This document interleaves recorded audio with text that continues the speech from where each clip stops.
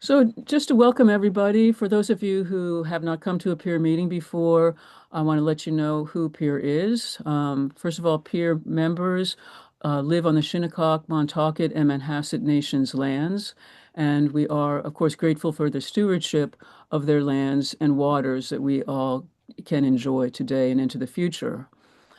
PEER stands for Progressive East End Reformers, and we are a chapter of NIPAN and Indivisible. PEER is based in eastern Suffolk County. Our work is primarily focused on educating and advocating for social justice, healthcare, housing, and issues that affect the lives of all Long Islanders. And I'll drop in the chat in the next couple of minutes how you can join PEER if you're not already a member. And if you don't get our email and you would like to get it, just drop your email into the chat. So tonight's meeting, we're very pleased to have with us Tommy John Schiavoni, the member from Assembly District 1, and also Kathryn Quigley, Casey Quigley. Am I getting that right? Casey Quigley, yes, who is the Southold Democratic chairperson, and she is running a campaign to become the Suffolk County Democratic chair.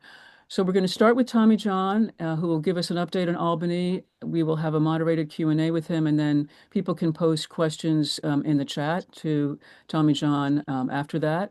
And then we will go to Kathryn, who will tell us about how her campaign is going to become the Democratic chair and how we can support her. All right, yeah.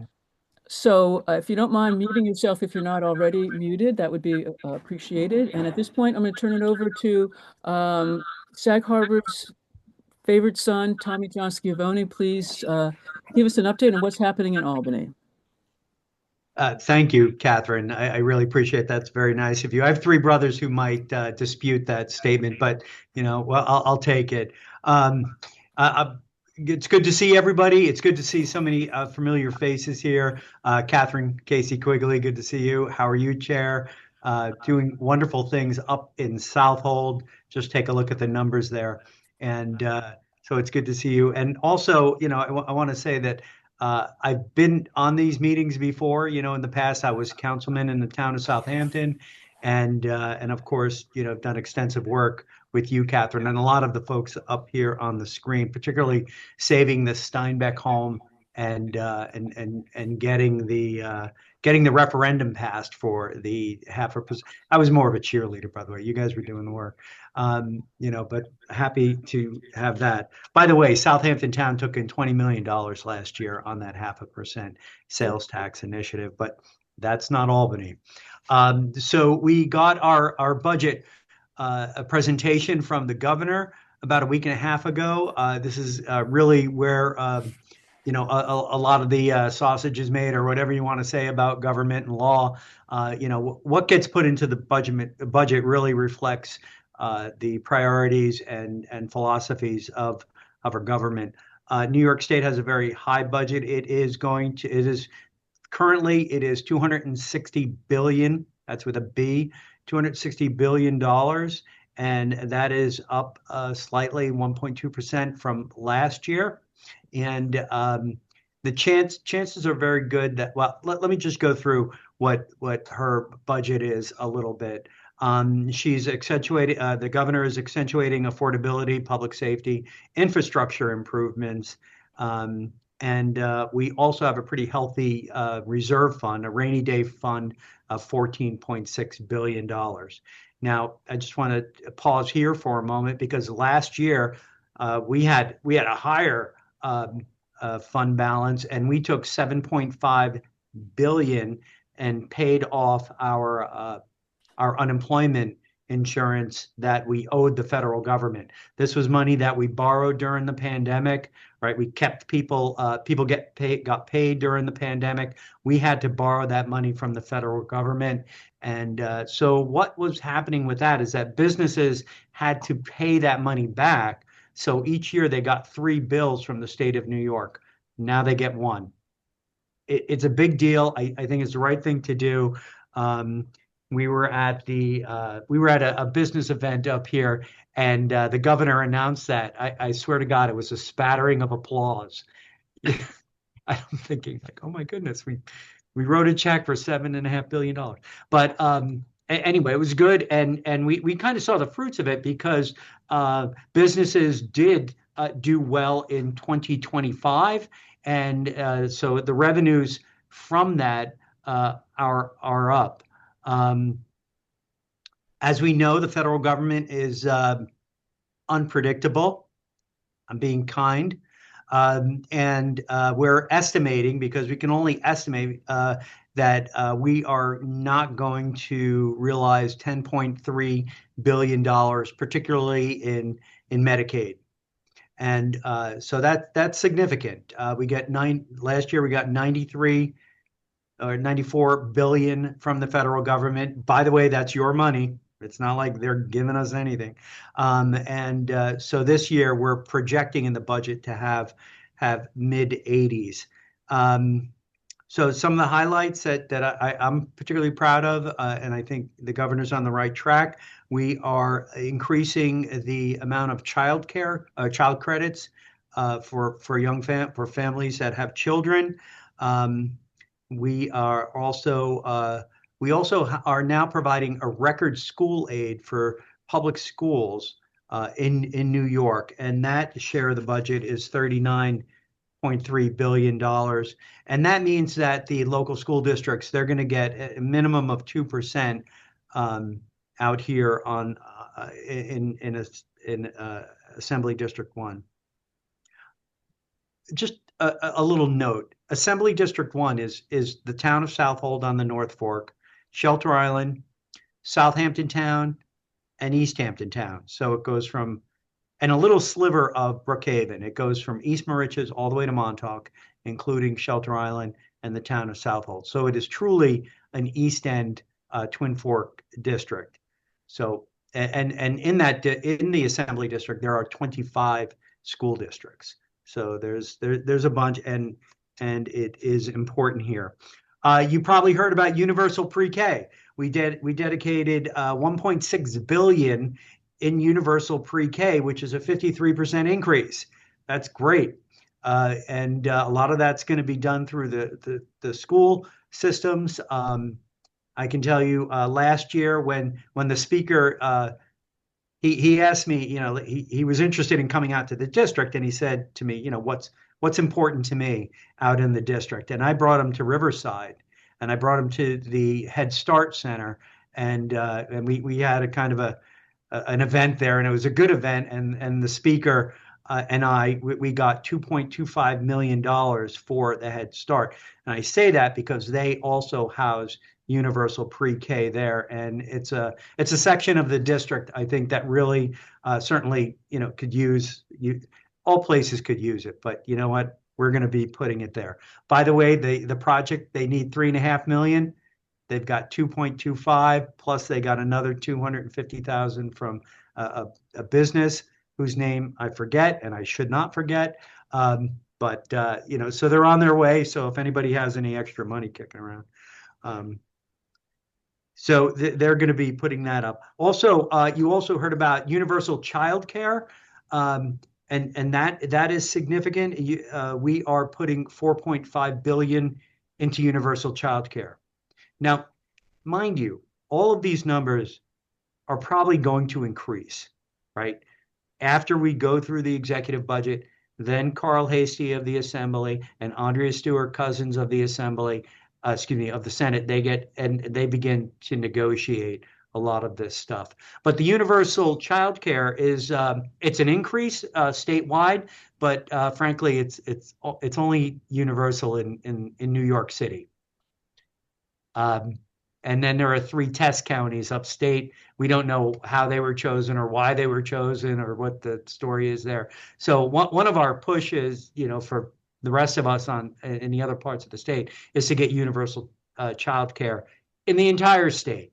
And I think we can do that. And I think, that's something that we're certainly going to keep an eye on and fight for.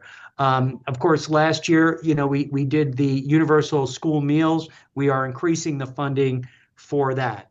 I mentioned the federal government earlier with Medicaid. The budget allocates $38.2 billion to Medicaid. Now, what we're trying to do here is we're plugging what we think is a gap from the federal government, and where we're getting that money is three places. One, we had extra sales receipts. In other words, we collected more tax revenue because of our increased economic activity. That was $3.5 billion, right? Most of that comes from Wall Street and the executive bonuses, and like they're killing it over there. And so we realized some extra money there. That was one place. We're also going to take 2.5 billion out of our reserves. And we also, in 1 year, we saved $1.2 billion in CDPAP. It's a kind of a controversial program in New York State. This is the program where family members can take care of older or infirmed family members, and the state will pay you. I think it's a good program, but it really kind of spun out of. Well, I don't want to cast any, or make any disperse. So what we did was we hired one payer to oversee that program, and we've already seen a $1.2 billion savings there. All of that money goes to maintain New York's Medicaid, and this is something that we believe is incredibly important in the state, and we think the federal government is making a mistake. I know I'm probably not the only one on this call who feels that way in many different respects. But we're proud of the fact that New York has a very robust Medicaid system.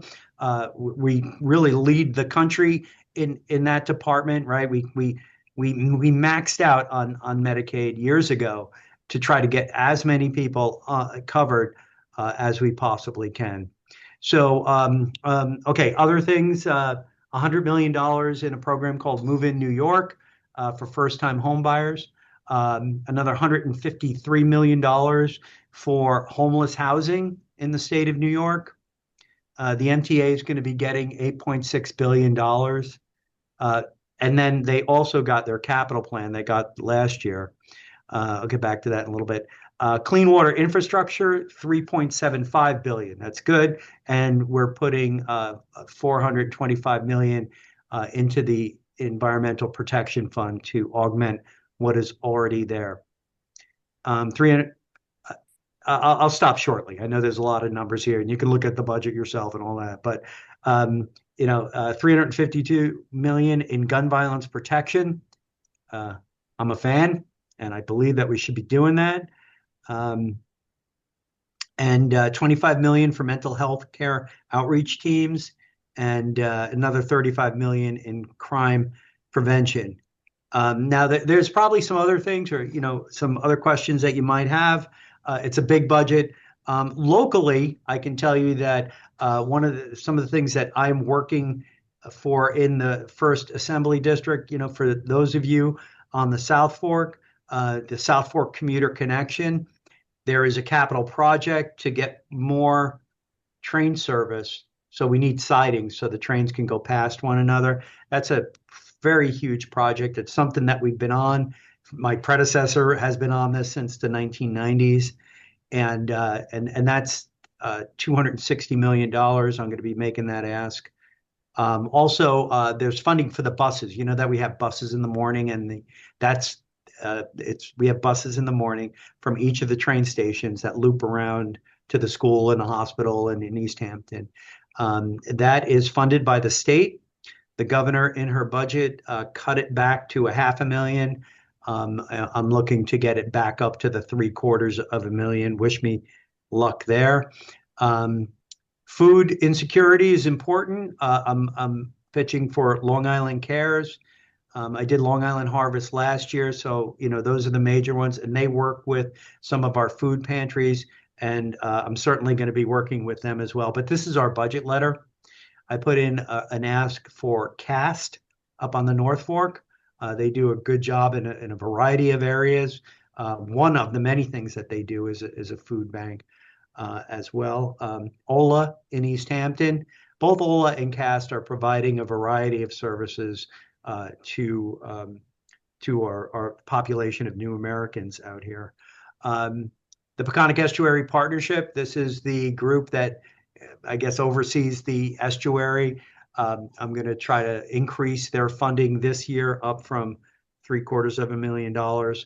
Um, Two initiatives that were started by my predecessor, the South Fork Behavioral Health Initiative and the North Fork Behavioral Health Initiative. Those are two separate asks, and they're expensive, but it's also a great program where mental health counselors work with our school districts to work with children. It essentially, well, they do great work, and mental health is one of our salient issues here. So that's incredibly important, and it's also a big ask too. Hampton's Community Outreach is a program that we're going to be putting in, and and then a bunch of asks for SUNY Stony Brook. SUNY Stony Brook Southampton is going to be doing some housing. There's what's called a ground lease in the budget. That means it's a dedicated area of the campus so that they can build housing. Now, this is just the beginning. There's going to be a lot more meetings and conversations about that one. And then, of course, Stony Brook in itself that always needs money, and they do a good job. Legislation, some of just three pieces of legislation, and then I'll open it up. I feel like I've been talking to. I'm putting the Montauk bill back in for re-recognition, and damn it, this should be the year. Anyway, there's also, I have another one that would allow disabled veterans to use SUNY and CUNY campuses through the state free of charge if they have physical fitness facilities, pools and weight rooms and stuff like that. There are some schools that offer that to the public for a small fee. This would allow disabled veterans to use it free of charge. And just to give you an idea of like some of the work that we're doing in Southampton Town, we got 5 new justices, right? We got 3 new justices and 2 were reelected. And so the justices said, you know what, having all 5, excuse me, trustees, Southampton Town trustees, correction. Sorry, everyone, for if you're taking notes. The Southampton Town trustees, there are 5 of them. They have 2-year term. And so they have a concern that all of them could be, changed over in one election cycle, which is not necessarily the best way to conduct government. You want some people to stay in there and, have your election. So they've asked for their terms to be staggered so that 3 would run every 2 years and 2 would run every 2 years. So we're going to be putting that bill in as well. And there's a bunch of other local bills as well. But so with that, I'll turn it over to, I guess, you, Kathryn, and we'll talk about some other stuff, or if you have any questions. Thanks for listening, everyone. You get me started. Thank you, Tommy John. No, we appreciate it. A lot of numbers coming at us, and sometimes, while they seem high, we don't know, if they're high enough for the needs that are out there in the community. So I'll just put that out there, and we want to actually start a good starting point. Yes, yes. We also feel the same way in the assembly. Okay. Obviously the thing that's on everyone's mind, or one of the things that's top of mind, is ICE and how ICE is being so destructive to our communities. And we know that you're co-sponsoring the New York for All bill. We wonder where you think that stands in terms of its abilities to be passed both the Assembly and perhaps possibly the Senate, if you are familiar with that. And if you could just talk to that and Sure. And how outspoken have you been or will you be in support of that bill? Well, it was introduced last year, and I signed on as a co-sponsor last year, and so it's the right thing to do. And essentially, what New York for All does, just it would make the state of New York would make a law saying that local governments, county, towns, and villages and fire districts are not allowed to assist immigration and customs enforcement, ICE. And so that one I believe in it. I will share with you that there is a concern that if this bill gets passed, and I do believe it's going to get passed, um, but if we're not quite sure what we're going to do when the Republican counties tell us to go scratch or whatever they say, and that's, I mean, that's a very valid question. But anyway, putting that aside, it'll be the law, and we obey the law, most of us. So I think the governor's statements recently are a very promising sign that that is going to happen. She now is essentially on board with the core principles of ICE. So, we're going to hopefully get that passed before the budget. And of course, there's an election piece to this. The other person who's running for president, for governor of the state of New York is Blakeman, and he deputizes people who owns guns in Nassau County, which just kind of is craziness. So I think it's a good position to delineate, herself between him and her, I guess politically. But look, it's not about politics, but it is, we live in a republic. But the good news is, I think that it would provide leadership to local government, and it helps them stand up to ICE to tell them no. A lot of these fire districts and police headquarters, and ICE just kind of shows up, and fire districts, they don't, they put out fires. Now, granted, they're probably on that side of the table or whatever you want to say, but it's not. It is a well documented and accepted fact that law enforcement can use fire district properties. The sheriffs do it, the police do it. So to them, they're just like, I don't know, but. Okay, so I think we're on the right track in that we're going to get this thing passed. So just to clarify, Tommy John, you're saying that you feel that New York for All will pass before the budget is Yeah, passed. that's yes. Okay. Okay. Very good. Sigurd, I Now don't know, did you want to? we have leadership here, and they have a lot to say. And when this bill like starts to move and comes to the floor, I believe it's going to be quick, and that will pass it, and the governor will sign it. Okay. Now they're not like talking to me, but they're discussing what's going to be in the bill and how far it's going to go, and we're going to push to go as far as we can. Okay. That's great. Sigurd, I don't know, do you want to say Yeah, anything I just specifically? want to, yes, Governor Hochul had her own proposal about dealing with ICE. And in that proposal, she was going to get rid of 287 G because there are a lot of loopholes in that. But the people for New York I'm sorry, the New York for All Act would go much further than the governor's proposal. And I'm wondering what you think. Is that going to be a problem? Do you think we can bring her along? Because New York for All is a much more progressive position than she put in her proposal. In the end, she's going to be the one that's going to be enforcing it. And so this is the negotiation that's going to happen between the leadership of the legislature and the governor. It's a good question. I'm in my second year. I'm not in those rooms yet.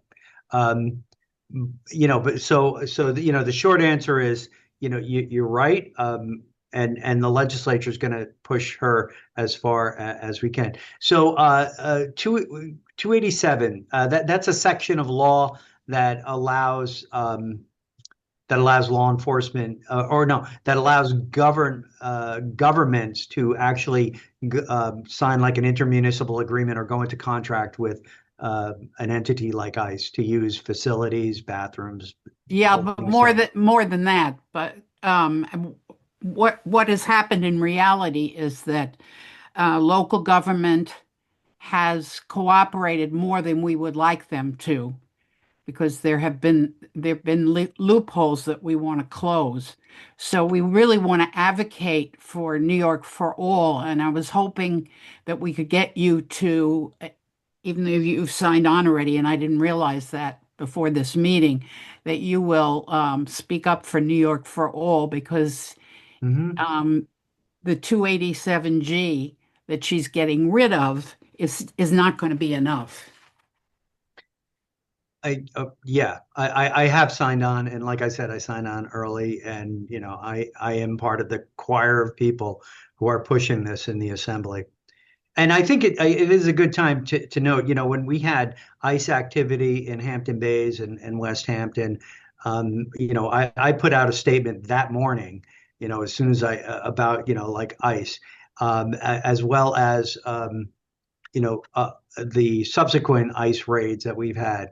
So it's my belief that people in government and different levels of government, if we do come out publicly, it's going to help other government officials also, stand up to these guys. Um, Thank you. Yeah, thank you it, for doing that, Tommy John. We appreciate you putting that out there and continuing it. And we really need you to push for New York for all. So you know we have your back on that. I see Francesca has her hand up. Do you have a question about the New York for all, Francesca? No, I have a question about the whole climate agenda, which is very disturbing, but You know, I can wait on we that. have, you know what, if I could, I'm sorry to interrupt, but we do have kind of an agenda. So we'll get to you. Oh, We'll get to okay. climate afterwards. Okay. Thank you. Yeah, thanks. Um, So I think, Jerry, maybe the next thing we're going to pivot to is the Ione bills. The four bills for raising taxes. And I guess, Jerry, do you have any specific questions regarding those for Tommy John? Well, simply that. I mean, as we know, the New York State is one of the most unequal states in, the most in the country between the wealthy and the not wealthy. And there's been the push by Ione for, making our tax system more progressive. And we all know that Governor Hochul is always saying no, no, no. But we also know that there's this huge thing about people leaving New York. And the reason the people that are leaving are not the super wealthy or the corporations, it's middle income and lower income people that can no longer afford to live here. So these are four bills that are consistently pushed for and asked for to make things more equitable. So I've, noticed that you have not signed on to any of them as a co-sponsor. I guess one of the first questions are, how do you feel about these bills, and would you consider, co-sponsoring any of them? I mean, the one that seems to be most um, favored would be the making our income taxes more progressive. And there's about 41 co-sponsors on that one. And that's the highest number. But I wish you'd speak to those bills, how familiar you are with them and your positions, and where can we push you to? yeah. Okay. Look, I want to give some overview statements. Last year, when we were negotiating the MTA tax, we did put a tax on corporations that make 5 million, no, $10 million annually, and we realized some capital for the MTA capital plan, there. So, and also this year, the corporate tax extension, there was an extension of, it's only 7.25%. We are extending that as well. I believe that we could probably, do something there in that extension. I would have to look at, these bills, and, I haven't read them, Mhm. and, because it's kind of, when I saw the budget, we have the budget covered, and our progressive tax system that we have now, I do believe has worked to an extent. We've realized a lot of extra money, and we used some of our rainy day fund, but it's certainly not out of the question. And with this budget, it's going to come down to the negotiations between the three people in a room now, as to where this comes how we're going to pay for, uh, what we need to do in New York. Well, yeah, I'd say, I mean, we really need to make New York livable for everyone and possible. And, these are the bills that would really make that happen. I think marginally we've been doing things and we need to push for much more. The money is there, it's just not distributed fairly. As And far as people leaving New York, and I completely agree with you, that's the demographic who's leaving. And, nobody on the other side of the aisle mentions the salt tax that was taken away, or, the state and local tax deduction that was taken away. And then people couldn't, write off a lot of the taxes. We believe in education in New York. We pay for it. And, so this year we're getting a reprieve, we can write off up to 40,000, but that's going to sunset as well. So Mhm. I, Right, right. If I could just interject, Tommy John, mm, Pierre yeah, has of been a course. long-time supporter of the Ione bills that they put forward, as Jerry mentioned several times, the progressive tax, the corporate tax, the air tax, etc. Would you sit down with us maybe, and we can maybe get an expert from Ione to sit down to go over the bills with you? They would really welcome an opportunity to explain in more detail the taxes. Mhm. Well, sure, of course I would do that. But I'd have to say this, that we have a governor who is absolutely committed, and you said it at the top of this meeting, to not doing this. Right. And, so we're going to, I believe, get her to do it. But That's it. sure, if you want to, Okay. No, that would be hammer good. me on this, Yeah, We'd welcome that. okay, it's late in the day. great. Okay. I know Jerry, you did. anything else you want to suggest regarding Ione? No, that would be it. That's Okay. the whole enchilada. Okay, great. So just two more things, and then we'll get to climate, which I know is crucially important. The next thing we have is the New York Health Act, and Cheryl Cashin is here, who is very prominent in the campaign for New York. You've signed on. Thank you, and we're hoping you're speaking up in the conference about it. What do you see as its opportunities and chances, this session? And Cheryl, please, if you have any specific questions. Oh, Yeah, And I would like to I'm hear your. sorry. I Sorry, thought you Tommy were. John. Hi, and thank Hi. you for signing on. Yes, that's been really a big boost for us. However, like the rest of Long Island, we've lost sponsorships. So I think we're really trying to understand what it's going to take to get more people on board. And I just want to share before I hear from you what we're looking at in terms of property tax savings. I've been analyzing the Suffolk County budget for 5 years now, and what we pay in our taxes for health coverage for county employees. And this is Mhm. not even including the schools, just the county budget. It's $400 million a year savings that could be found if we had the New York Health Act instead of the current health plan. That's like $700 per household in Suffolk County. So it's a huge portion of the whole property tax budget going to this excess payment for private health insurance for county employees. So I just wonder if that kind of angle would move some people. What is it going to take? Because it just one of these bills that's a no-brainer. We could make everyone's life better in New York overnight, and the health system is only just getting worse and worse. And we're going to see hospital closures, and I mean, just the things that are on the horizon are really frightening. So just help us make the right arguments. And what do you think are the chances? Well, I think those are the arguments. You certainly identified, one of the main reasons why I support it, in that, governments and businesses are probably the not the best way to deliver healthcare. Businesses should be concentrating on the business that they do, and you know, uh, governments and schools. This is the second largest expenditure. And so I welcome, the information that you have with the different towns. And I think it's something that, at least the public should know, or, I mean, it's there, but I don't know how many people have actually sat down and took the time to quantify the whole thing.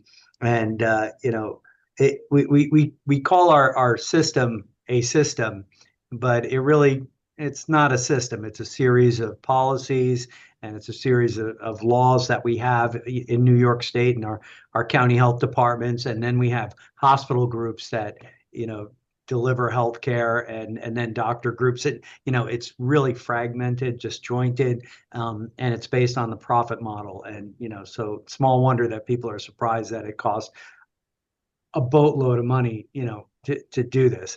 Now, so I think those things are all very good arguments. I have an intern. He's from Ireland, and I was explaining our healthcare system.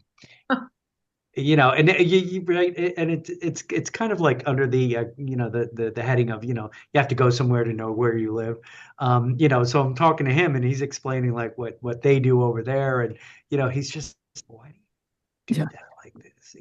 And he's like, so the system is I think the angle on business as well as government is a good one, and I'd like to see those numbers, Cheryl. Okay. Yes, we'll set up some time. And just if you could help us get an audience with others too, I think that, just it's really hard for me to understand what makes it difficult to sign on to something that is a no-brainer. So I'd like to really understand what's holding people back. Okay, one of the questions was, like that we've lost people on Long Island. We've lost Democrats on Long Island. I mean, I'm out here on the East End. The nearest person in the majority to me is Rebecca Casey. She won by 800 votes. Kwani O'Farrell in Babylon, he won by about 1,000 votes. And it's very tenuous. And Steve Stern looks like he's pretty good. But as far as Long Island, there's been a change over the past 15 years. And so people see that, and we live in a republic. That's one reason why we want to try to get Kathryn Casey Quigley as the head of the Suffolk County Dems, because we feel that she knows how to get good candidates and have those good candidates win. But just staying with the healthcare, the Long Island hub for the Campaign for New York Health is looking to get in front of groups that are not, regular constituents. And Tommy John, possibly you could help us, like Rotary clubs or things like that. Cheryl, I don't mean to step into what you might have wanted to ask him, but you could be instrumental in getting us in front of groups that would be open to hearing about the New York Health Act and the savings that it will provide. So nothing you have to come up with names of groups right now, but if you could keep that in mind.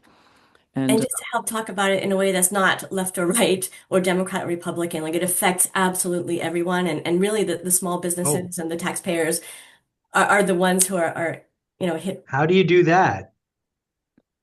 Okay, that's another meeting in itself. That's another meeting. Okay, we'll take you up on that. Okay. Jerry, did you have a question about healthcare? By the way, the mayor is coming up tomorrow. Speaking of political and left and right, and names being called, the new mayor of New York City is coming up. He's going to testify. So his tin cup. Yeah. Tune in. Well, the only comment I would say is, and Tommy John, I noticed you're on the committee for local government. And so I wonder if that was the entree from what Cheryl is talking about with the local, the taxes and the cost to those individual, the local governments somehow, if that's, Yeah, I requested local government. The first assembly district has 4 towns in their entirety, 10 villages, 26 fire districts, 25 school districts.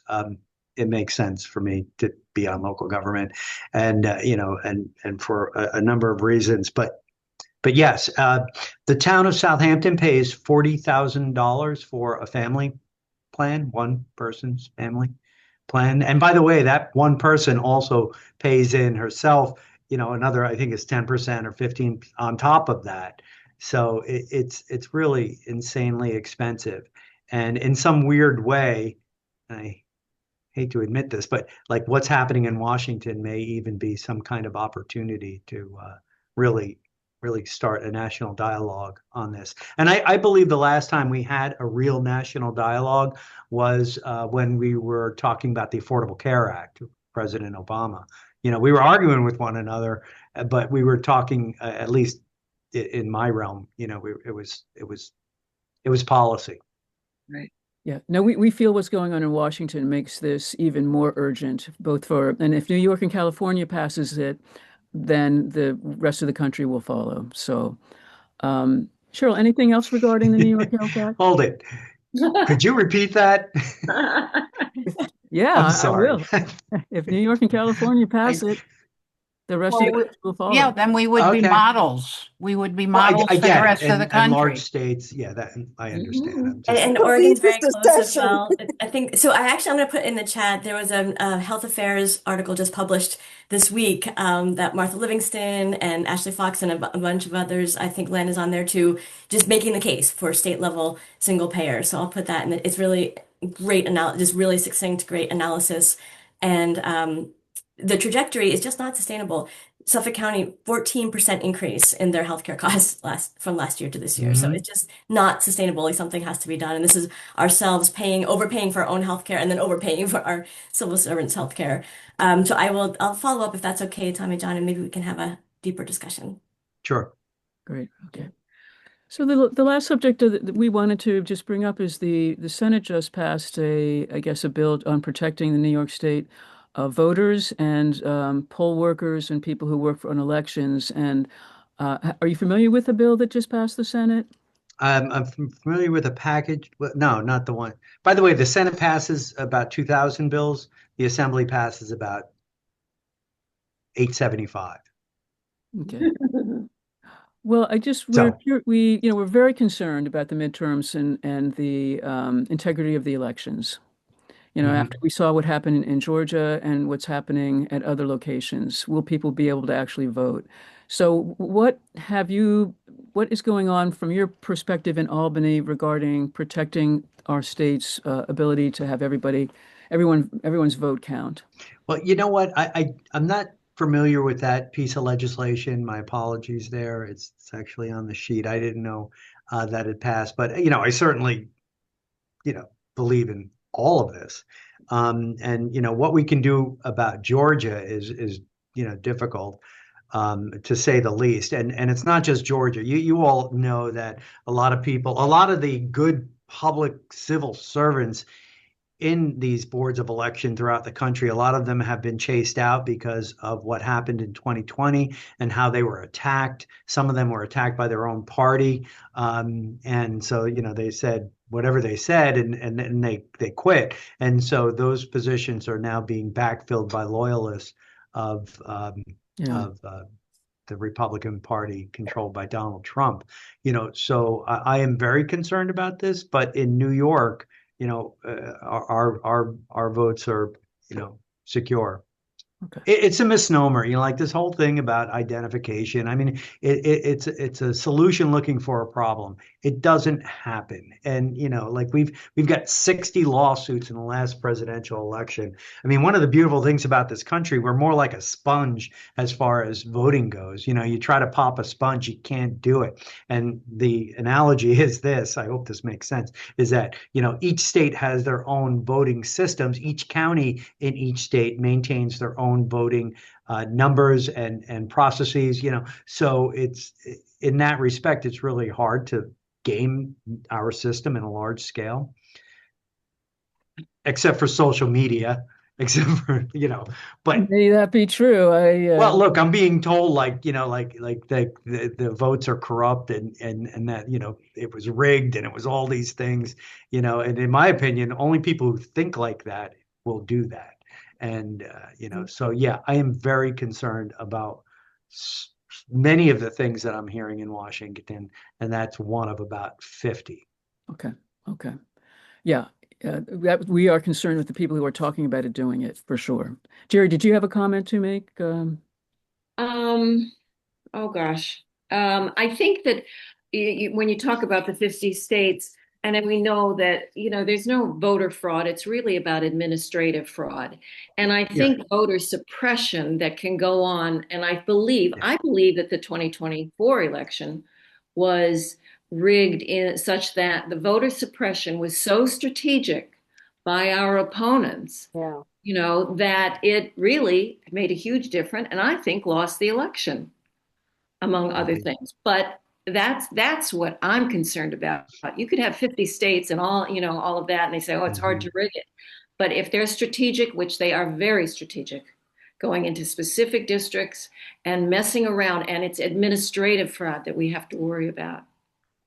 And So the persistent questioning of governmental authority or, our institutions, whether it be election, whether it's education, whether it be research institutions or the press.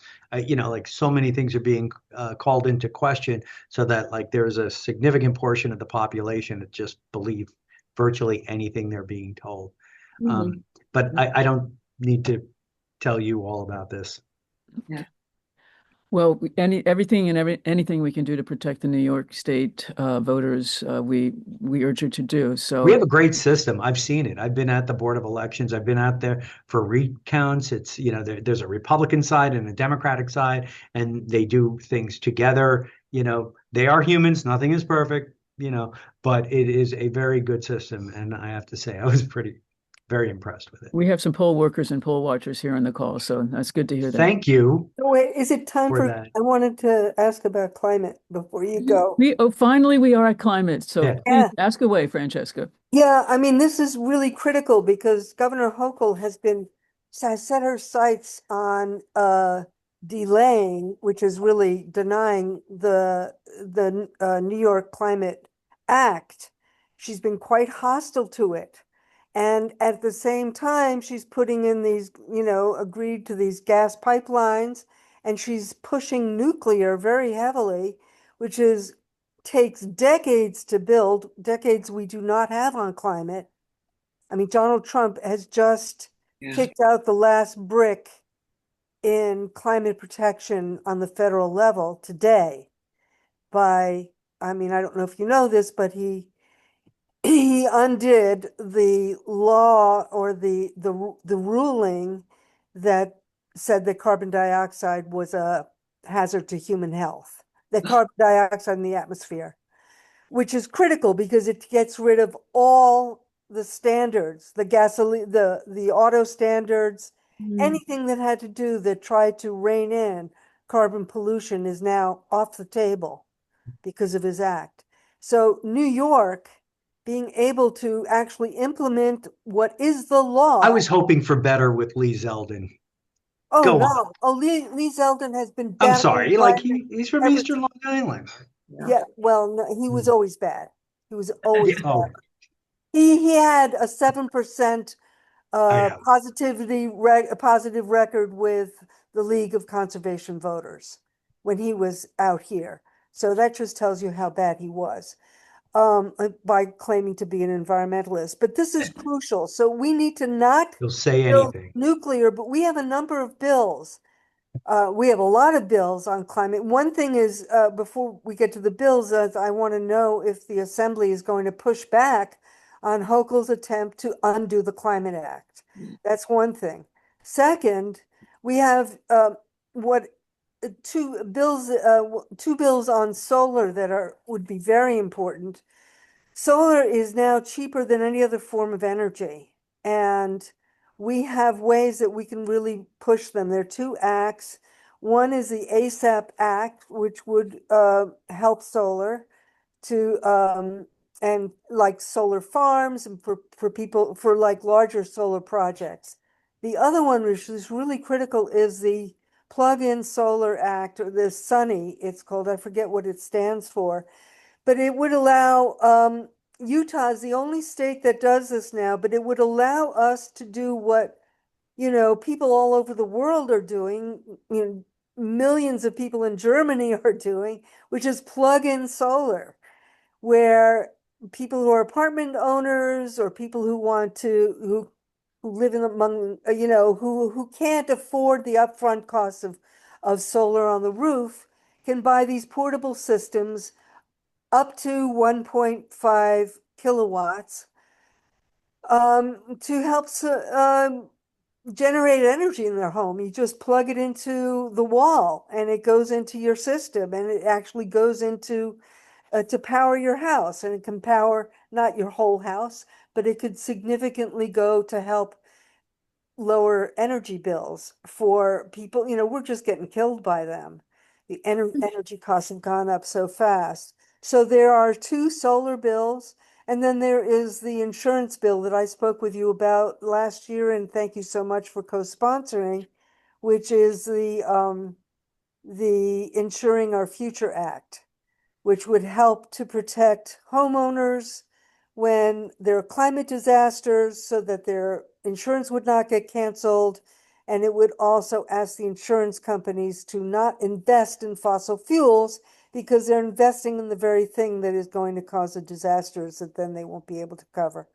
So these are three bills and the pushback on to Hochul on climate. I'm so grateful for the opportunity to talk with you about, Tommy John. Well, thank you for your comments. Is there a question? I mean, I could My give you question my is, take. I don't, can I send you these bills? Are you interested in co-sponsoring them? Will you help to push them and tell other people? Because it's about reining in energy costs and also, having a habitable climate. And we have to, step in where Trump is letting us down. Yeah, we used to be all rowing in the same direction, and now we have a hostile administration and system in Washington. Sunrise Wind is back up and running. I thought that was frankly stupid to have something that's a significant percentage of the way done and then pull the plug on it and then say, hey, electricity is too expensive. That's like not cost effective at all. And we need electricity. We need electricity now. Our electric use is going up. We have a lot of reasons for that. One of which is the data processing centers that are, we don't have any on Long Island, but they're upstate and they really do use a lot of money, a lot of electricity, and it's drawing energy from the grid, which is affecting the entire supply of the entire state. So, there's a very real, problem that we have in that, we're not sure if we are going to have enough electricity by 2030. I think it's 2032. And our infrastructure is some of it is nearing 100 years old. Yeah. Well, that's why Listen, the solar acts are so important. Yeah. They would really, really help. And it's cheaper than any other form of energy. Yeah. We should be supporting it. So I would like to kind of put this on your radar. In Southampton Town, when I was a councilman, we adopted the NYSERDA standards for battery energy storage, and we got some applications. You probably know that the community came out in force and were very, very angry at us and what we did in the dark of night and all these things that they were saying. And but the only people who we saw were the people who were very angry, and there were a lot of them. By the way, you wouldn't want to be at that meeting. It was just, but it's important on the local level that groups like this and other groups, please show up. And I'll give you another example. There is a piece of property over in West Hampton.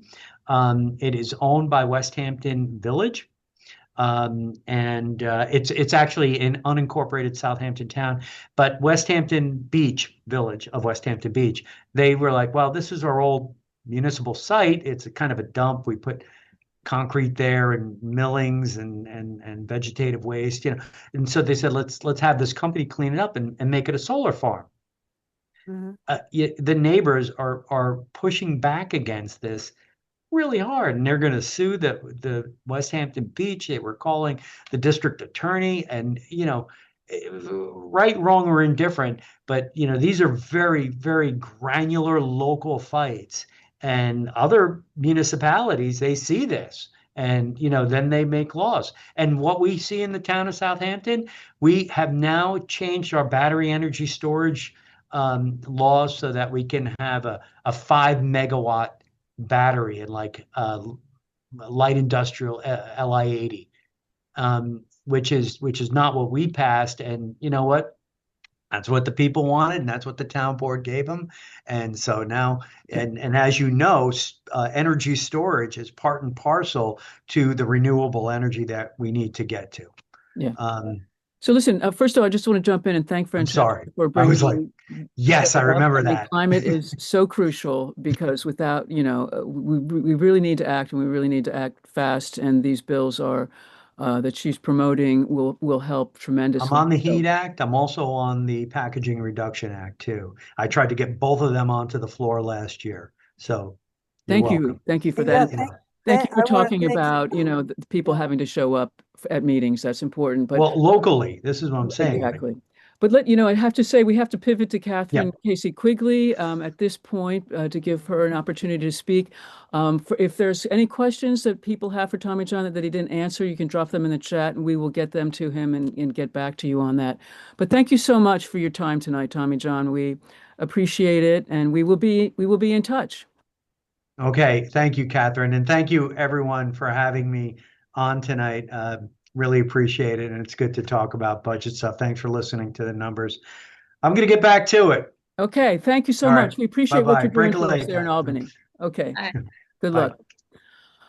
All right, so now we're going to move forward on to Kathryn Casey Quigley, who almost needs no introduction, but I will give her one. Let me just figure out the screen here. So, as many of you may know, Kathryn is the driving force behind Southold flipping from being majority R to being supermajority blue. She is powerful. She is smart. She knows how to recruit candidates and she knows how to make candidates win. And so now we have to help her become the Democratic chair of Suffolk County. She's going to tell us how. Kathryn, please. Oh, thank you for that lovely introduction, Catherine. I really appreciate it. And thank you all for having me this evening. I'm really grateful to be here and I see a lot of familiar faces and names, some way back from 2017 and our days protesting in front of Lee Zeldin's office, where I got, sort of got my start, at least in the local politics realm. And, what I want to do is be able to elect more people like Tommy John Schiavoni to office, right? I mean, it was so clear on this call, first of all, how informed, dedicated, committed he is, what a great listener. And, I'm sure you all know he just shows up. He's everywhere. He is everywhere all the time doing the work. And what strikes me as very interesting and relevant to our conversation is that he started out in Southampton as a local elected. And that is my vision for what we should be doing in Suffolk County and every town is electing really talented people to the town level so that they can be of great service to us there on local issues. And then for those that are ready and willing and capable to be able to elevate them to the next level, to use that experience so they can take their expertise and serve us at the state level and perhaps even at the federal level as well. So, and I really deeply believe and have seen how if you invest in local politics right in your town, not only is it incredibly rewarding because of the change and positive impact you can have, but it begets itself in terms of seeing better outcomes as you move up the chain as well. So I'll tell you a little bit about myself and then get into the campaign and how I hope you all can be involved in one way or another. And then I'll leave plenty of time for questions. I won't try not to talk for too long. But so I am the chairwoman of the Southold Town Democratic Committee. I've been in that role since 2018. I was born and raised in Mattituck in Southold Town and a family of 5 children. A father was a public school educator and mother was a stay-at-home mom and raised social justice Catholic, I like to say. So really in the spirit and energy of parents who were of the 60s and Catholic themselves and really very early on, it was clear to me that I had a mission in life, and the mission was to make an impact, to make our community better for people. And I've explored a lot of different avenues and ways of doing that. I kind of joke that I think it took me a while to get into politics because I was coming of age in the Bill Clinton, Monica Lewinsky era. So I have really distinct memories of driving to ballet class in St. James every day, listening to the saga on NPR and, just thinking, oh, okay, like they're all disgusting. They're just all bad. So that's kind of how I went to college with that mentality. It won't be politics. But I was always involved in community service and social justice work. And after college, I went worked in nonprofits. I went to Columbia for the School of International and Public Affairs and got a degree there. And then in 2008, when I graduated, that was right when the Obama campaign was underway. And I had the wonderful privilege and opportunity to be an organizer, field organizer in Philadelphia for the summer. And then for the last several weeks of the campaign, I was in Indiana. And I learned all about the Obama organizing model and was deeply inspired by it and motivated and energized and watched it work. So I implemented it and couldn't believe that it was so good on paper and then to see it actually work in reality of how much, Obama obviously energized people, but then he put that energy into an infrastructure and path that allowed them to mobilize people in every household everywhere. So then I worked for AmeriCorps after the campaign and ran an AmeriCorps program out of New York City. And then in 2011, I was expecting my first child, and my sister and I had kind of always had this dream or idea of starting a school. We had this vision of a school that would be similar to the type of education that our own father sort of espoused and promoted. He had exemptions to the Regents exams and did all this amazing project-based learning, mission-based learning, service learning, and leadership. And we wanted to do something like that for a whole school. So in 2012, we founded an independent school. And I've been running that school with my sister for the last 14 years, and we've grown it to about 100 students. And so, but then in 2016, like so many of us, I was, disheartened is not the right word, horrified, and continue to spend the last 10 years horrified, as we all have, with a brief respite in there with Biden, but got involved in anti-Zeldin work in 2017. And then because I had young children and was driving so much, I thought, all right, I got to focus right here in Southold. And I believe so much in local politics and what we can do locally. I knew that Southold had been red for generations and thought, okay, we can flip this town blue. And we did. So in 2017, I ran my first campaign. We were totally swept. We lost every seat and woke up the next day and saw all the data and got really excited because the day after election day, win or lose, you have so much new information from which to build and energized people, either because you won or because you lost. You have people ready to get up and fight. So we took that data and built a plan. And as of 2018, we had one Democrat elected official in Southold Town. And as of 2025, we have 14. So, and not only do we have, is it democratically led, but it is powerfully, beautifully, diversely led. It's the most diverse town board ever, youngest, most women representing, and they are so smart and so committed to working together and responding to the community. So I feel so proud, especially at a time like this that we're facing, where local government matters so much in protecting our immigrant and supporting our immigrant community.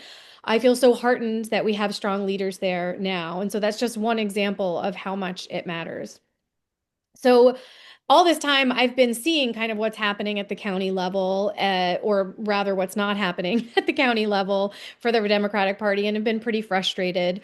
I've been working with folks and working directly with Rich Schaefer, suggesting changes. I co-wrote a report in 2024, 2022 or three. Some of you may have been involved in that actually, because we solicited feedback from a whole number of organizations and committee people about what needed. This was after we got hammered in the Hochul election out here, partly due to the fact that Lee Zeldin was running. So here we are 4 years later, same scenario, right? They're running back the same play because it worked. What are we doing differently? Not clear to me. what's different about our plan, right? So we're seeing that we've lost the Democratic majority in the county ledge. We've just lost and lost at every level. Tommy John talked about the seats we've lost at the state level, and we're endorsing conservatives. Rich Schaefer gives money to the Conservative Party. I have a record of that. The Democratic Committee of Babylon gave over $2,000 to the Suffolk County and Babylon town conservative committees. So I don't know why. I don't know what's going on, but there's clearly horse trading and relationships and backroom deals, and that's preventing us from winning elections. So I have a vision. He's also been in power for 25 years. So I would like to take that seat and take the helm and start to try to do what we did in Southold on the larger level in Suffolk County, use that proof of concept and put people like yourselves who are so brilliant doing incredible work, plug you in to the Democratic Committee in all the different towns to make those committees more powerful.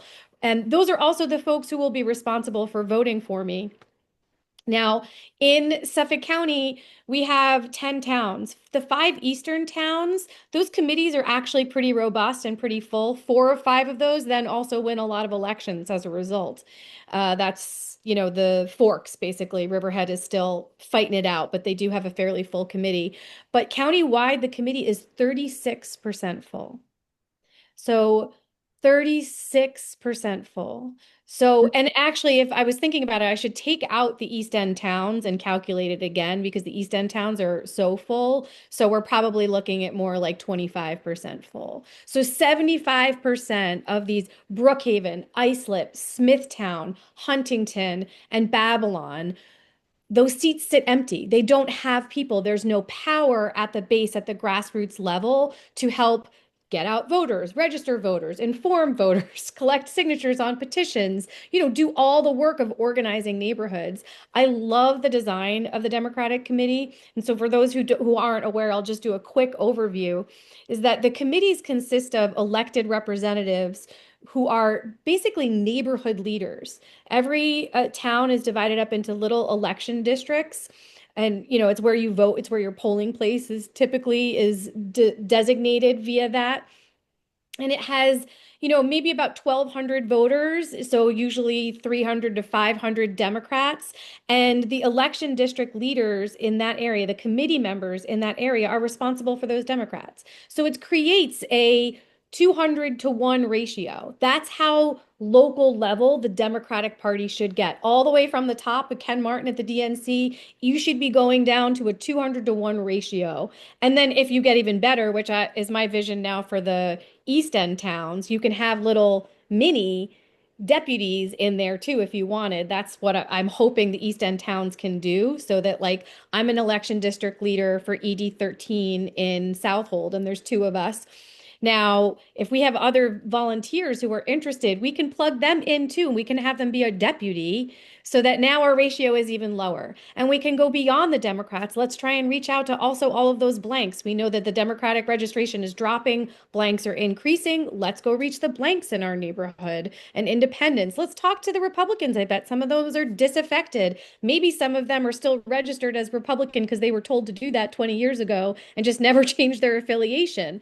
We can get them on with us as well. So this is how you turn out votes. This is how you win elections, is through this direct contact with voters. So that's how I want to mobilize and use the Democratic Committee. And then ultimately, I'm hoping those folks will also then come vote for me in an election that takes place between September and October. So that's my pitch. That's my big overview. Hopefully I didn't go on too long, but I definitely want to answer your questions and hear from you. Yeah, no, not at all. Thank you, Kathryn. So just to clarify, the East End towns, if somebody here wanted to join their town committee, what do they need to do tonight or tomorrow to make that happen? Yeah. So I would do 2 things. I'm going to drop my form in the chat so that I have your contact info as well. But I would encourage you to reach out directly to your town chair. They will most likely, East Hampton, Southampton, Shelter Island, Southold, we are full. All of the election districts are supposedly full. So, but I would say if there is an open election district, say I'd be interested in taking that seat. And if there isn't, how can I stay engaged and stay involved in the party so that I can help knock on doors and work directly to elect candidates in my town? You're going to get a varying response depending on who your town chair is. I'm going to be pretty frank about that. I feel that, the town chair position, it's a volunteer position. It is a hard job. It's one of the reasons that I want to do this professionally as a paid position, because I have a real close understanding of how much work it is, even just to manage 38 people, right? So to manage the 38 committee people plus the larger, so the way we define it in Southold, just to sort of clarify my language here, is that we have our committee, and underneath our committee are our committee leaders, right? Those are the elected representatives, but we welcome lots of people, volunteers. We have club members as well, and they all come to our meetings because we need more than 38 people in order to be effective. We need 50, 100 people. So when I say committee, I'm talking sort of the overarching people who are on the committee, and then committee members are those elected representatives. So, but anyway, it's a lot of work to manage those folks. And one of the things I want to do is help provide the town leaders with more support and guidance, and even, for instance, a field organizer. So I have a vision of having 3 field organizers throughout the county so that they can support the town. So when the chairs get overwhelmed or the volunteers get overwhelmed, that there's somebody, a professional person there to support all of the energy that is possible to come into the local town. So that's just a caveat to say that sometimes what does happen, and this happens even in Southold, that the folks who are will say they want to come in, but maybe we don't pick them up fast enough or plug them in quickly enough, and they can get lost. So it does require some initial persistence on the part of the volunteers, and that's why I'd also ask you to sign up for my mailing list as well, so that I can keep you engaged as well and help support you navigating to the process of becoming a member of your town committee. Okay. And one other question, then I see Francesca has her hand up. She'll be next. How do you have a sense of how you are doing in East and Southampton? I mean, you say those committees are both pretty much full, so that means Yeah. we can't get on there. I mean, I don't know if you want to speak to that or not, but Yeah. Is anybody who's here on the committee in Southampton or East Hampton? Can you raise your hand if you're on the committee? Nicholas, you are. Robert, you are. Okay. You might know better than I do in that case. I had the good fortune to speak to the Southampton Democratic Committee via Zoom a couple of weeks ago, and I was followed by Rich Schaefer, who also spoke. I wasn't there for his, he wasn't there for mine, but so I don't quite know. I think East Hampton, I feel pretty good. I have a very good relationship with Anna Skrenta, who's the chair there. And so I think well, she's not endorsing at this moment, but I do think I have a fair amount of support there. And I have a fair amount of support in Southampton, but there are a lot of committee people there that I don't know. So, and I will say that what my focus right now is on recruitment. So I've been recruiting for because petitioning happens at the end of February. And then after that, I'll really be focused on persuasion and doing that individual outreach to committee people to check in and make sure that they're aware of my message and my campaign and plans. So yeah, I don't think I can answer much more specifically than that. Yeah. thank you. Thank you. Mhm. Yeah. Francesca, Yeah, first of all, I want to thank you for doing all this incredibly important work. Thank you. And we have desperately needed your kind of leadership since forever. Thank Uh, you. there's a contradiction I feel because it's so important to do this work and to build up organizing on the Yeah. grassroots. On the other hand, we have such a weak bench of candidates. Mhm. Um, when you think who we ran for Congress last time, and I was even and the time before, I mean, well-meaning people, but not people who could win and galvanize. And, we need better candidates. Yeah. So can I answer that? Because Yeah. it's a topic that excites me. Because, people say, "Oh gosh, your candidates in Southold, your slate's amazing." And it's true, they are. But Southold is not unique. Everywhere has amazing people. They're just not brought in to Yeah. the fold, or they don't have confidence that they should come into the fold. This is where do the best and most talented people go to college? They go to the best colleges. Where do the best and most talented people go to work? They go to the best companies. And so if we want the best candidates and our best options, then we have to build the best organization to bring them into. So that takes time. So you have to show that, I mean, running for office is crazy. I mean, you have to be partly insane to run for office. Like it requires you to have a lot of money, which many of us don't have, a lot of time, which most of us don't have, to get, attacked every day of your life, to be totally in front of the camera, to put your life at risk at this point. So if you're going to make all of those incredible sacrifices, well, you better be surrounded by people who are going to support you. Yet our tradition here in Suffolk County for a lot of these roles is the exact opposite. We leave people completely on their own to do it themselves with their group of 3 or 4 friends who've never done this before and are figuring it out. Every single person who comes to run is basically reinventing the wheel, including our candidates for Congress. They're reinventing the real wheel every time that they bring a campaign manager from outside, which is I actually don't have a problem with, but there's no continuity of information that's shared with them or continuity for them to be able to take in. A candidate running for Congress should actually be able to just boop, plug in and electrify and light up to an operation. But that is the exact opposite of what we're seeing out here. And it means that we're just, the definition of insanity, right, is doing the same thing over and over and getting the same result. And that's what we're doing. We're not changing or looking at what we need to be doing differently in order to have different results. There's no new plan. So I think and that is what happened in Southold. Southold had a lot of trouble getting candidates. And it was because they looked at the numbers and the numbers weren't good. So we knew we had to focus on voter registration. They looked at the finances. The finances were terrible. We knew we needed to focus on fundraising. So we had to rebrand the party. And also, not for nothing, but having somebody who is of a different generation very much helped with recruitment. I was able to, Greg Dorosky and I grew up together, and now he's a county legislator. I called him, I remember it was 2019 for the 2019 election.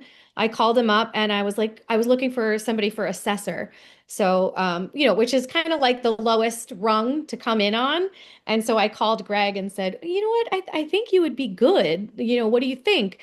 Oh, you want to run for assessor? And he's like, how about supervisor? I'm like, typical man, just go straight for the, we tease each other a lot, so he wouldn't be offended. In fact, he reminded me that that's what he did. So and he ran for supervisor. He lost, but he helped get other people elected. So that's one of my favorite things also is that I don't see the towns doing often enough is running candidates as a slate. And when you run a slate, you're doing several things at once. You are sharing each other's network, right? So we had in 2019, we had this incredible slate. We had some from the eastern end of the town and some from the western end of the town. They campaigned for each other and supported each other, so they got each other's votes. They helped turn out more people. They also do an incredible job developing relationships when they do that, so they're already ready to go into work together once they're elected.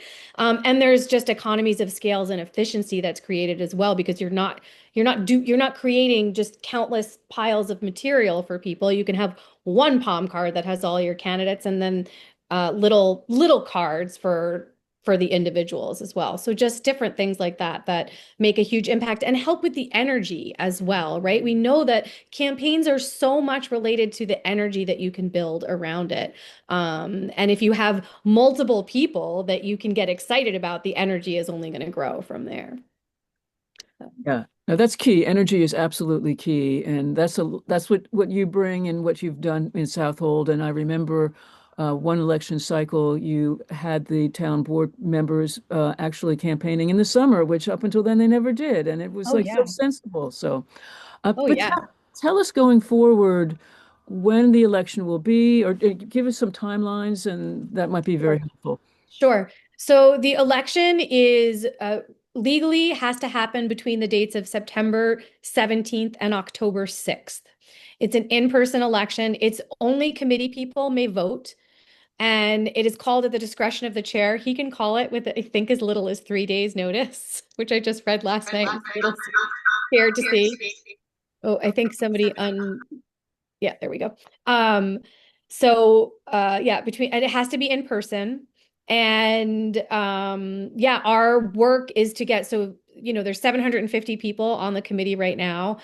We have a team of people. I have region leads in all of the Western towns where we're doing most of our recruitment to recruit, upwards of 500 people, hopefully. I think we're at about a 200-ish number of committee people that we've recruited.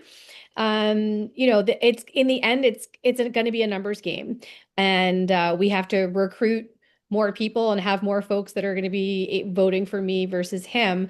He does have a lot of support within the committee. It Having been a chair for 25 years and being responsible for giving people a lot of jobs. There are a lot of folks, Babylon, I think, is pretty chock full of people who have jobs in the town of Babylon, and other committee seats throughout the town are similar to that. So there's a livelihood consideration for a lot of these folks that makes it hard for them to go against the chair. So that's sort of that entrenched kind of thing that we're working against. Okay, thank you for that. And in terms of like, let's say out here, because we are mostly on the East End, like Yeah. East Southampton committees, I mean, what can we do to kind of help campaign for you, I guess, if we're not Yeah. on the committee? Yeah, great question. I think talking to committee people would be great, and encouraging people to check in to see if they're voting for me, and if they're not, encourage them to, or find out why, and kind of reporting back would be great. And yeah, I think that would be the biggest thing you can do is see if committee people are where they're leaning, and encouraging them to vote for me would be really helpful. Yeah. I think Catherine, let me just say one other thing about that. in the chat. There is a message that is trickling out there that I'm recruiting people for the Democratic committee just to vote for me, and that they're not joining for the right reasons. So, and so that's a message that I think I would ask your partnership in helping to dispel. I think my record shows that that's actually the opposite of why I recruit people to join. I love managing and working with volunteers and people, and I will only be as successful as the committee itself in terms of its people power. So I think encouraging folks to understand that it's not about this isn't about me, it's about us. And I'm not, yes, it is. I do want people to vote for me because I think we've got a real problem with the leadership in the county, and it's going to be a very different outcome if we've recruited 500 people, or 200 to 500 people, to be on the Suffolk County Committee, but then they're not being led with the vision that I'm promoting. So we'll have more power no matter what. And so I wouldn't want those people to come off of the committee. But I think we're only going to be able to realize the vision if we can do it together. So I think that's one message that we can work against. So I see a great question in the chat about, can you donate money? Yes, you can. Thank you so much for asking. I'll put that link in the chat. I have founded a PAC. It's called Suffolk Counts. And actually, there is no limit on campaign contributions because it's a PAC. This is not a public race, so it's not guided by campaign finance law in the same way. So it allows me to raise a lot of money. And the reason why I really do need to, there are a few reasons why I need to raise a lot of money. One is because I need to demonstrate that I'm capable of doing that, right? That's very important for the county chair to be able to successfully raise money. So I want to show that I have that strength as well. Second, I'm expecting some legal battles at the Board of Elections with regard to collecting signatures of petitions and them challenging signatures at the Board of Elections. So I'm already have lots of billable hours with my lawyer already in terms of our preparation for petitioning and all the questions we have. And so that'll get very expensive. And then advertising as well to spread the word about what we're doing. So financial support will make a huge difference. Okay, I saw Nicholas. I think, sorry, I interrupted you before when you were about to speak. I just want to thank you for your what's wrong there. It's something too loud. Echoes. I don't know how to turn it down. We'll figure it out. Wait, I'll write you a note. Okay, you can write it in the chat. So who can, a couple of questions in the chat that are great ones. I can answer those. Hort, are you speaking to young people, especially high school seniors who are old enough to vote? That's a great question. I haven't done much outreach to high school seniors. We are working on college student outreach. We have some folks giving a presentation tonight, actually at Stony Brook University to their Dems Club to talk about the Democratic Committee and how it works so that we can have some folks committee leaders out of Stony Brook University. There hasn't been a lot of organizing traditionally in recent years there, so that's a huge opportunity. High schools in Southold Town is something that we've been working on over time. So I see that as a long-term strategy, I think, in getting there. We're so much under the gun right now in the next week or so. But if anybody here wants to help reach out to high school students, that sounds wonderful and something I definitely want to see happen to engage young people is not only is it important, but it's so fun. Being an educator, I love working with young people. So, and then there's a question about who can sign the petitions. So, thank you so much, Francesca. I appreciate that. Signing the folks who can sign the petitions, you have to live in the election district for whom you're signing the petition for. So, when I, as an ED leader in ED 13 in Mattatuck, I can only collect signatures from registered Democrats who live in ED 13. And so you might be familiar with these petitions. Mine will not be green. Mine is going to be white, but the ones you're used to seeing, they're like these long green pieces of paper. And because every candidate that becomes a candidate needs to have these signatures on a petition. It's part of the democratic process to get on the ballot.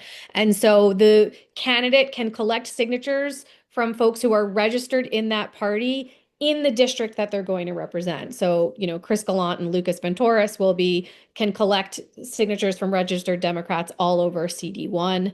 I can collect signatures from just my district. So, okay, Nicholas, let's be in touch. You're on the committee in Southampton. I definitely love to talk. I would really like to talk with folks one-on-one who are on the committee, because there are dynamics that, would be helpful to just navigate with folks who kind of are in the know within the committee. If you can put your phone number for me, Nicholas, in the chat, that would be great. I'll give you a call. I think, there are folks in Southampton who are eager to be on the committee who aren't able to get on the committee. So, and one thing that is possible to do, but is not something that I am currently working on, is primaries. So this is an elected position. There are 2 seats per ED. But what happens if more than 2 people pursue these seats? There's a primary. So usually just 2 or fewer pursue them. And so they automatically get the position. They don't have to be on the ballot. There is no vote. But if more than 2 people pursue them, then there's an election and it's a primary. And so if a third person ran against me here, the 3 candidates would appear on the ballot on June 23rd during the primary election. And just those folks in that election district, Democrats in ED 13, would be responsible for voting and deciding who your Democratic committee representative would be. So that does occasionally happen in some towns. It's not part of my strategy simply because I have so many seats to fill. And so creating the conflict of primaries is not something I'm focused on at this time. But for folks who are, still eager to be a part of it, this is how democracy works. And so if this is something you want to do, then it's not something I believe in primaries. So it's not something I'm discouraging. I'm just not actively working on that. So just out of curiosity, you mentioned you've already recruited about 500 people for the town. 200. 200. 200, oh, 200, I'm sorry, Yeah. to the west. Do you see your competitor recruiting people also in those areas? At the moment, it doesn't feel like I have a competitor. So I haven't seen anything. If there's possible there's things happening behind the scene, but my competitor has, I mean, I also have a full-time job right now, but I was going to say he has a full-time job running the town of Babylon. But I haven't seen anything. And it is possible that he is recruiting people to fill these seats and just doing so quietly. Um, I have heard of all sorts of shenanigans that happen in these types of battles. So, for instance, I've been told that in some places, and to not be surprised if folks re-register from Republican to Democrat in order to take these seats. I wouldn't be surprised if the Republican and conservative parties are very concerned about my race, because it will hurt them. They do pretty well with Rich Schaefer as the chair of the Suffolk County Committee. They get a lot of deals. They get what they want. So it is a concern of mine that they'll be having some type of shenanigans. I haven't heard of anything directly, but it is something I'm keeping an eye on. And there's only we'll find out a lot in the coming weeks. So once petitions are submitted, we'll see. And so no proxy votes because you have to be there in person, correct? Correct, except for Fisher's Island. They're the only ones that are allowed to proxy vote. It's part of Southold Town. So, Tina, you asked what is the best place for look for information about me. So teamkcq.com is my website. Another way that you can help is via social media, is sharing. Apologies if you're one of the people that's on all the same feeds that I am and you're seeing my stuff 45 times a day. So if that happens, I apologize. But I've got some really great volunteers who are working really hard to get my name out there. And if you can do so as well, all of us have additional contacts, in our own feeds. So sharing, I'm doing a lot of videos on social media. I'm on TikTok, Threads, Facebook, and Instagram. Was trying to get away from all of those tools, but now I'm on them many more hours than I would like. Well, It's a great way to communicate. What's that? asking because both Nick and I write letters to the editor. It's a great thing to do. Great And thing to do. so having written stuff about you would be very helpful. Yeah. Discussing with Rick Schaefer. Yeah. That would be very helpful to start writing letters. I guess candidate, yeah. I guess in Thank this you. would be a good time to start writing them. Anytime really, to be getting the word out. Thank you. That's a great idea. Letters to the editor would be huge. And please send them to me too if you do, so I can see and share them on social media as well. I'd really appreciate that. Great. So this is fantastic, Kathryn. Thank you. Let me just ask if there's any other questions that people have while we have Kathryn here in the room with us. Don't be shy, raise your hand. Okay, well, in the chat, we have some important links. We have the link to Kathryn, everything you need to know about her, also a link to support her financially, and a link to join the effort for her. So make sure you click on those links before we close out for tonight. I'll just say for myself that after the 2016 election, Rick Schaefer called all the progressives to his office in Babylon. And there were maybe 200 people, well, maybe 100 people in the room. And we were all excited to be able to have a voice and for him to actually listen to us. And I knew within 3 minutes of him talking to us that he would not take any of our suggestions for how to improve the county Democratic Committee. So I am thrilled, thrilled, thrilled that Kathryn is running. I mean, to turn Southold in just, I guess, was it 6 years from you one seat to 14 is an amazing accomplishment. And so we're here for you. Let us know what we can do to help you. Thank you so much. I really appreciate it. And so good, Amy, Joanne, Jacqueline. So good to see so many of you. So And thank let's you so visit much like for, Zelda. Yeah. yeah. Yep, we'll way back. Yeah. All right. Have a good night, everybody. Thanks, Thank you Catherine. again. All Thank right. you. Bye. Thanks, Take care. everybody who joined Thanks for all tonight. you do also. So important. Yeah. Thanks for everyone for joining. Please go to all the protests. There's a number of them coming up at us. So just watch social media for that. We'll be in touch with Tommy John to try to get convince him to co-sponsor those Ione bills. And if you haven't already joined Peer, please do that. If you want to get on our newsletter, drop your email in the chat and you will be on there. But thank you, everybody. Good to see everybody tonight. Have a good evening.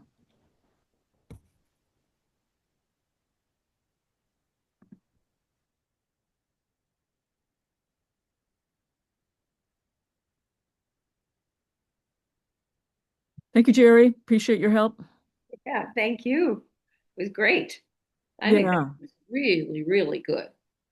we got a lot of good information from Tommy John, and let's talk about meeting him regarding Ione and think about maybe who from Ione we could get to be on a call. Right, right. I'm certainly not qualified, and we need someone to just sit and talk with him for sure. And I'm sure that there'll be somebody out there who would do that. Yeah, I hope so. Okay, I'll All try right. to. Anyway, have a good night. Bye. Bye-bye. Bye-bye.